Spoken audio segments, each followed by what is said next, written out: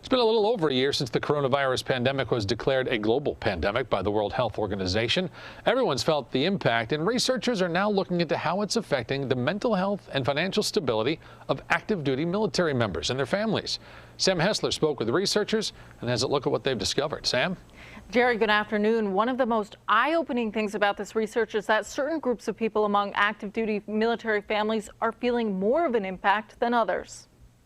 Active duty military families, life has often been a series of stress tests. For the military connected individuals, they're tested time and time again. Certainly one can say they've been preparing for COVID, but by no means I don't want to say that everybody's doing fantastic, because that's not the case. Findings from a report titled Resilience Under Stress Study indicate some groups may be feeling the stress more than others, especially when it comes to the economic impact of the pandemic.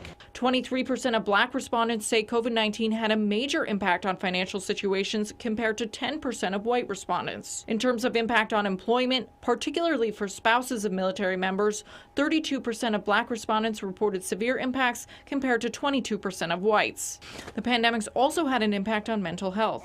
Nearly a quarter of active duty families believe it's had a major or severe impact on their overall happiness, and 21% say it's impacted their personal mental health. One of the biggest differences is among men and women, with 22% of women saying the pandemic's impacted their mental health compared to 17% of men. One researcher says a fear of having their service member penalized because of seeking help for mental health may be a contributing factor. It's not like we want to go out and say, oh my God, I'm just struggling so hard and so forth, because ultimately word can get out, and fear is actually preventing people from going. I think that there's actually needs to be more resources even outside of military installations and service providers. It probably will add to the level of comfort and confidentiality.